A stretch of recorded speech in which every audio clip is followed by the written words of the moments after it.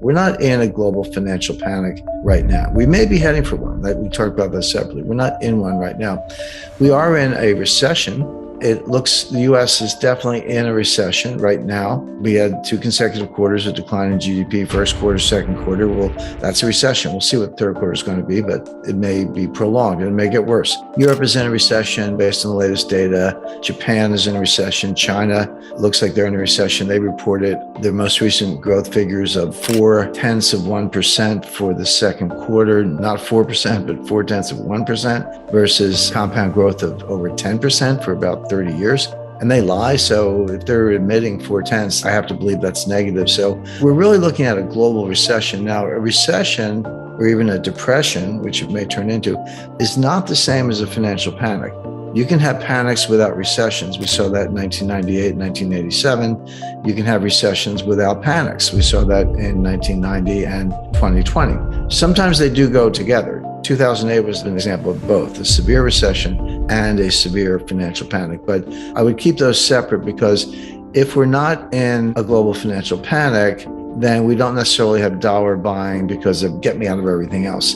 The dollar generally does rally in a financial panic. That's correct. And it does so because people want the best assets they can find. They're like, the best description I've ever heard of a financial panic is everybody wants his money back.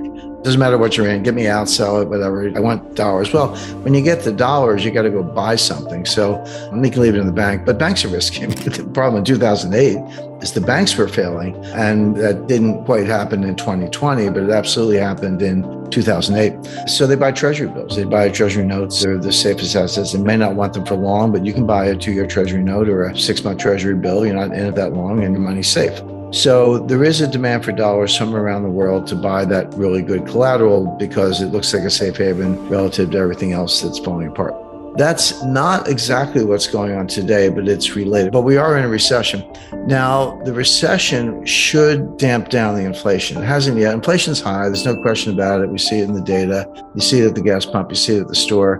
But that may trend a lot lower very quickly, but not for good reasons. In other words, you say, well, what's the Fed doing about inflation? Well, they really can't do anything about it. The inflation is coming from the supply side. Inflation can come from probably a lot of places, but 2 places in particular, supply side and the demand side.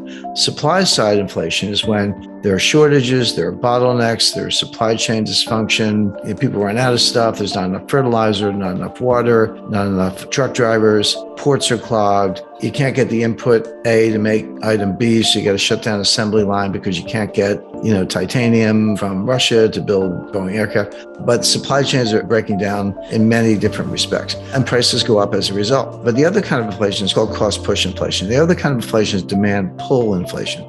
This is when consumers change their behavior. They get it in their heads like, hey, prices are going up, they're getting out of control, I better go out and buy that thing, And this is what we lived through in the 1970s, and I remember very well. If you were going to buy a refrigerator, a new car, a dishwasher, whatever, you'd say to yourself, I better go buy it today, because if I wait 3 months, it's going to be higher, or 6 months, it's going to be a lot higher. So, of course, that just pulls demand forward and creates excess demand relative to supply, and then prices do go up, and it feeds on itself.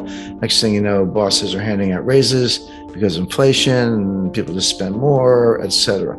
The Fed can do something about demand pull inflation. They can destroy demand by raising interest rates, raising mortgage rates, credit card rates, and everything else. They can't do anything about supply inflation, supply chain inflation, cost push inflation. They can't do anything about it. The Fed doesn't drill for oil. The Fed doesn't drive a truck. The Fed doesn't run a cargo line. The Fed doesn't mine, titanium in Russia. They can't do anything about any of those things. Inflation means prices are going up. But if they're going up for that reason, 2 things are true. 1, the Fed can't do anything about it. 2, it will probably run its own course in the sense that, if prices go higher, there's going to be a lot less discretionary income. You still got to put gas in your car, and you still got to put food on the table. If those 2 things have doubled in price, and they have, then you have that much less left over for everything else.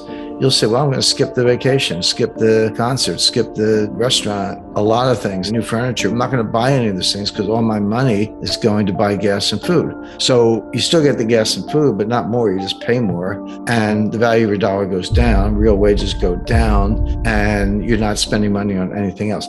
That'll put the economy in a recession real fast. That's happening. I mean, we're in a recession. I already said that, but it will get worse.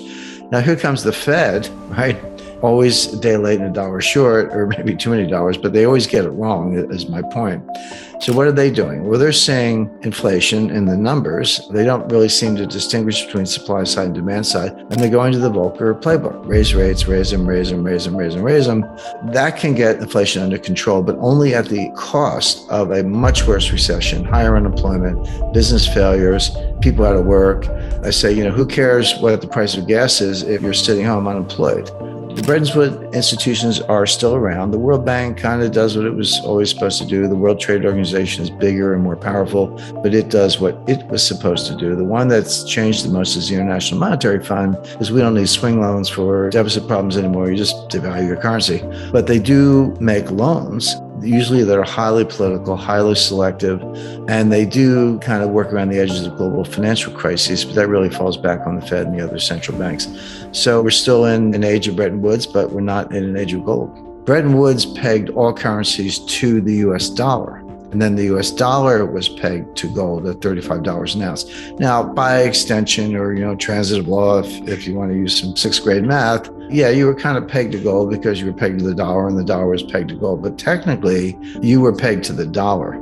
That made the dollar the kind of global hegemonic currency, if you will, but also left the UK extremely vulnerable because they had issued a lot of sterling, pound sterling notes denominated sterling to the Commonwealth countries, Australia, Canada, India at the time was still part of the British Empire, etc. They were technically redeemable into gold, but there's no way that the UK had that much gold. It wasn't even close. But by diminishing the role of sterling and elevating the role of the dollar, highlighting sterling's vulnerability to a run on gold, exacerbated economic tensions with everybody, including Canada, Australia, and a lot of the African members of the Commonwealth. But coming out of it, you did have a world where the only currency pegged to gold was the dollar and everybody else was pegged to the dollar. Now, why did they do it that way?